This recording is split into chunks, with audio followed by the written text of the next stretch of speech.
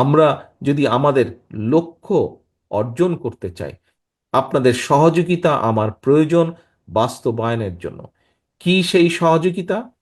প্রথম শর্তটি হচ্ছে জনগণকে আস্থায় রাখা। জনগণের প্রত্যাশা অনুযায়ী আমাদেরকে উঠতে হবে, চলতে হবে, আমাদেরকে কথা বলতে হবে, আমাদেরকে সেভাবে বসতে হবে। আমরা যদি আমাদের লক্ষ্য অর্জন করতে চাই, এখানে উপস্থিত প্রত্যেকটি নেতা, প্রত্যেকটি কর্মীর সহযোগিতা আমার প্রয়োজন। আপনাদের সহযোগিতা আমার প্রয়োজন বাস্তবায়নের জন্য। কি সেই সহযোগিতা? সহযোগিতার প্রথম শর্ত, অনেকগুলো শর্ত আছে। প্রথম শর্তটি হচ্ছে প্রথম শর্তটি হচ্ছে জনগণকে আস্থায় রাখা। এবং জনগণকে যদি আস্থায় রাখতে হয়, আপনি বিগত 15 বছরের বেশি সময় বহু অত্যাচার, নির্যাতন সহ্য করে আজ এই জায়গায় দাঁড়িয়ে আছেন বা আজ এই জায়গায় উপস্থিত হয়েছেন। আপনাদের কাছে বিষয়টি ঝড় আপনারা পার হয়ে এসেছেন। প্রিয় সহকর্মীবৃন্দ, এখন যেই পালা সেটি হচ্ছে, এখন যেই অংশ সেটি হচ্ছে জনগণকে আস্থায় রাখা। জনগণকে আস্থায় রাখতে হলে অবশ্যই জনগণের প্রত্যাশা অনুযায়ী আমাদেরকে উঠতে হবে, চলতে হবে, আমাদেরকে কথা বলতে হবে, আমাদেরকে সেভাবে বসতে হবে। এখানে মিঠু একটি প্রশ্ন করেছিল, মিঠু তার একটি মতামত দিয়েছিল।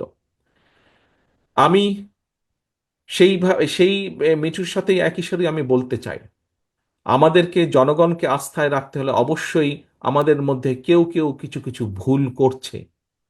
সেই ভুলগুলোকে তাদেরকে শুধরে দিতে হবে, অথবা তাদেরকে সতর্ক করতে হবে, তাদেরকে সাবধান করতে হবে। ক্ষেত্র বিশেষে আমাদেরকে আরো কঠোর হতে হবে। প্রিয় সহকর্মীবৃন্দ, আমরা একটি রাজনৈতিক দল। রাজনৈতিক দলের সবচেয়ে বড় পুঁজি হচ্ছে, আমরা এখানে উপস্থিত প্রত্যেকে এক একজন রাজনৈতিক কর্মী। রাজনৈতিক কর্মীর সবচেয়ে বড় পুঁজি হচ্ছে মানুষের আস্থা। দলের পুঁজি হচ্ছে জনগণের আস্থা।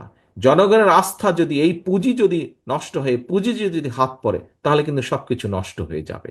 কাজেই সহকর্মীবৃন্দ, আসুন, আজকে আপনারা যা এখানে শিখে গেলেন, আজকে আপনারা যা জেনে গেলেন, এটি যেরকম আপনারা এখন প্রান্তিক পর্যায়ের মানুষের কাছে নিয়ে যাবেন, একই সাথে আজকের এই অনুষ্ঠান শেষে আমাদের প্রতিজ্ঞা হোক, আমাদের শপথ হোক, আগামী দিনগুলোতে আমরা জনগণের, আপনি যে পর্যায়েরই হন না কেন, আপনি যদি শুরু করেন, আপনার পরবর্তী নেতৃত্ব আপনাকে ফলো করবে।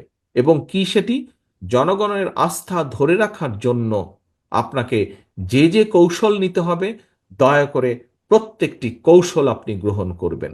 এটিই হোক আমাদের আজকের প্রতিশ্রুতি, এটিই হোক আমাদের আজকের শপথ, এটিই হোক আজকের আমাদের অন্যতম প্রধান মূল প্রতিজ্ঞা। প্রিয় সহকর্মীবৃন্দ, আপনাদের সকলকে আন্তরিকভাবে ধন্যবাদ। আজকের এই কর্মশালাটিকে সফল করার জন্য আমি ফরিদপুর বিভাগের সকল পর্যায়ের নেতৃবৃন্দকে ধন্যবাদ জানাচ্ছি। আমি একই সাথে মঞ্চে উপস্থিত যারা স্পিকার আছেন, কিনোট স্পিকার আছেন, তাদেরও সকলকে আন্তরিকভাবে ধন্যবাদ জানাচ্ছি আজকের এই অনুষ্ঠানটিকে সফল করার জন্য। ধন্যবাদ। আসুন, আমাদের প্রত্যাশা হোক